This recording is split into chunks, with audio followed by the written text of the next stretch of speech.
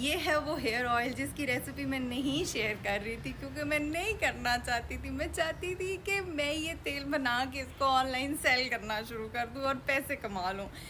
मैं बहुत ज़्यादा मैंने कोशिश की डेलीगेट करने की कि मैं किसी तरीके से ना शेयर करूँ, लेकिन बस मैंने, आप लोगों ने इतना मुझसे पूछा, फिर मैंने कहा मैं शेयर कर दूँ। बस दुआ करनी है आपने मेरे लिए, आपने ये ऑयल लगाना है, आपने बनाना है, आपको फ़ायदा होगा, आपने मेरे लिए दुआ करनी है, ठीक है।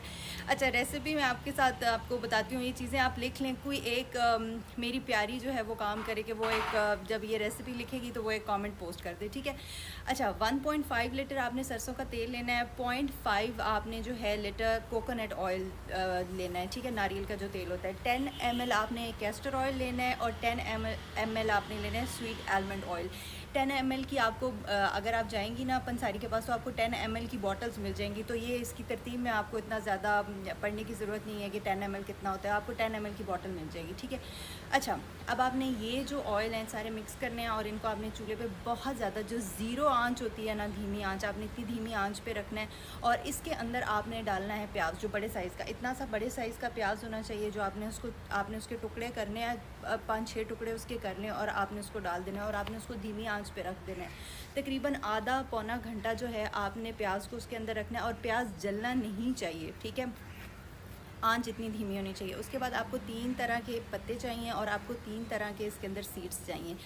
सीड्स हैं जी मेथी, आपकी अलसी और कलौंजी, ठीक है। आपने ये सारे, जो आपका बड़ा डोंगे वाला चम्मच होता है ना, आपने वो एक एक चम्मच ये सारे सीड्स का डालना है और आपने इसमें 3 पत्ते ऐड करने हैं। 2 बहुत ज़्यादा ज़रूरी है, वो है कड़ी पत्ता और रोज़मेरी। आप इसके अंदर नीम अगर ना भी ऐड करें तो खैर है, लेकिन फ़ायदेमंद होता है नीम। आपको डिफरेंट इन्फेक्शन वगैरह, हेयर के जो और प्रॉब्लम्स होते हैं, ग्रोथ पे ऐसा चीज़ का मेरा नहीं ख्याल कि कोई बेनिफिट है, लेकिन आपके जो हेयर के प्रॉब्लम्स है वो सॉल्व करता है। तो अच्छी बात है अगर आप नीम ऐड कर लें। और आपने इसके अंदर 4-5 लौंग, अगैन लौंग भी जो है वो इसी तरह एंटी इन्फ्लेमेटरी वगैरह होती है, वो भी आप इसमें ऐड कर लें, ठीक है। अब आपने दोबारा ये सब चीज़ें जब आपने ऐड कर ली, अब आपने फिर धीमी आंच पे तकरीबन आप इसको जितनी देर पका सकते हैं, 3-4 घंटे आप इसको रखें और आप इसको पकने दें।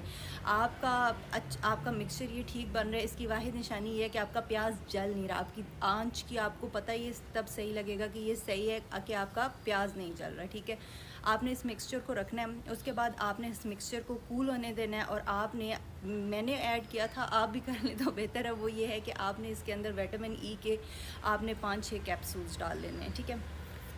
अब आपने इसको बनाकर कुछ अरसे के लिए रख देना है। आप कम से कम इसको 1 महीने के लिए रखें और ज़्यादा से ज़्यादा आप इसको 3 महीने के लिए रखें। 3 महीने के बाद जब ये प्रॉपरली रेडी हो जाएगा, उसके बाद आपने इसको यूज़ करना है। अब ये मेरे वाला जो बैच है,